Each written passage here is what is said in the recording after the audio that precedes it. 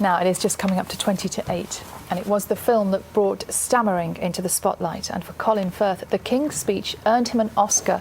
The legacy of the movie lasted long beyond the red carpet, though, as the actor became an ambassador for a charity called Action for Stammering Children. Yes, he's launched an appeal to increase the number of speech and language therapists for children. We'll be finding out more about it in just a moment. First, let's remind ourselves of the key scenes from the film.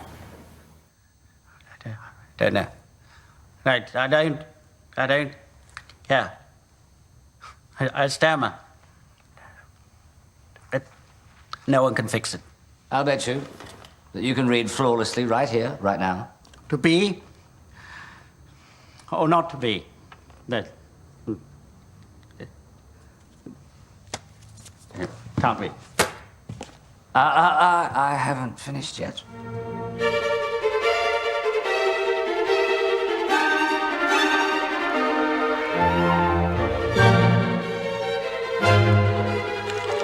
Hopeless. Hopeless! You were sublime. To be or not to be? That is the question. Whether 'tis nobler in the mind to suffer the slings and arrows of outrageous fortune, or to take arms against a sea of troubles and by opposing end them. To die, to sleep, no more. But by a sleep to save the end, to heartache and... You saw in that film the devastating effect of a stammer, didn't you? I want to talk a bit about it now is the chair of Action for Stammering Children, Joe Hunter, and Thomas here, who's had speech therapy with his mum, Grattoni-May. Morning to you all. Morning. Catherine, Mum, I'm going to come to you first. Tell me how you got involved in this charity and what difference it's made to you. Action for Stammering Children has been absolutely instrumental in getting Thomas the support he needed, the expert advice.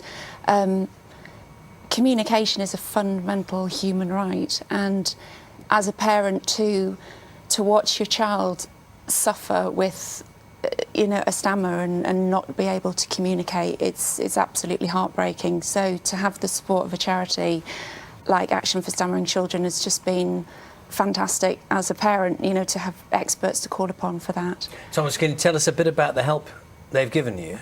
Yeah, they've given me some strategies to help me just cope with it.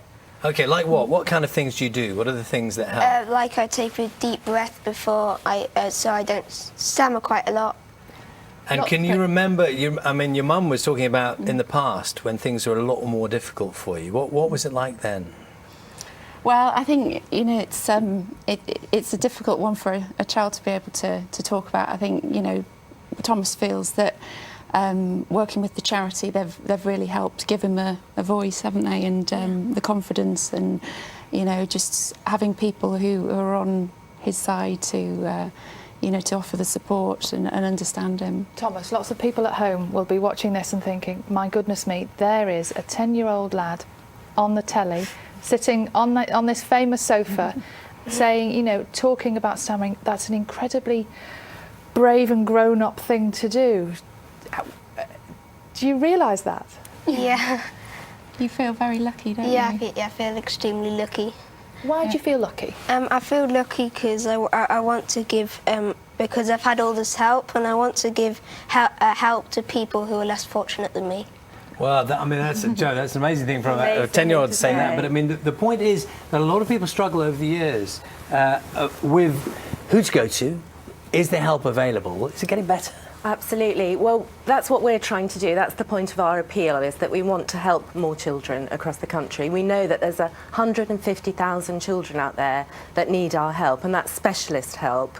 It's when they're really stuck and don't know where to go. They can come and talk to us, and we're based at the Michael Palin Centre in London, and they can come and talk to us via the helpline or come to have therapy there. In the research, it seems that one of the problems is children aren't getting the right sort of help sometimes. That must be so frustrating. Yes, it's really, really hard for them. And the trouble is that with specialists, speech and language therapists are trained, obviously they have very good training, but they don't get very much training in stammering because it's a bit of an unknown condition. So that's why they need to come and talk to us at the Michael Palin Centre, because we can give them that specialist help, which really makes a big difference.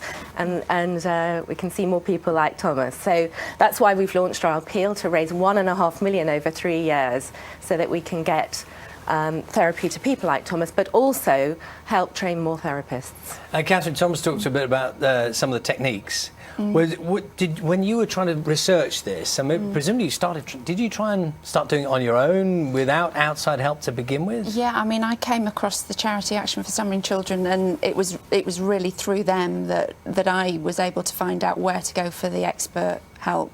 And I think, you know, for any parent, when you're facing, you know, you've got a child with any kind of communication impairment, you're just desperate for somebody to turn to, and you know, to be able to reach out to the experts and get that specialist intervention, especially for Thomas, because what we learnt through specialist intervention was that he actually had an underlying cause to his stammer, which was auditory processing disorder, which then meant that we could go to another avenue for help as well. So it wasn't just the stammering, it was the auditory processing. Which what is that? It's where children have difficulty processing language, so background noise can add to their difficulty, but slow language processing.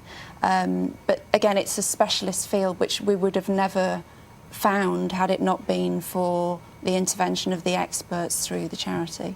Well, Thomas, I say on behalf of everyone, you know, respect to you for coming in here and chatting with us. Back at school this morning a bit later on? Yeah. Very good. Well, good luck with everything. Thank you so much, very Jo. much. Thank you as well. Thank you. I think he's allowed a morning off. Is that all right? Thank you very much indeed, everybody, for joining us. Let's see, time now, 7:45. You're watching Breakfast from BBC News.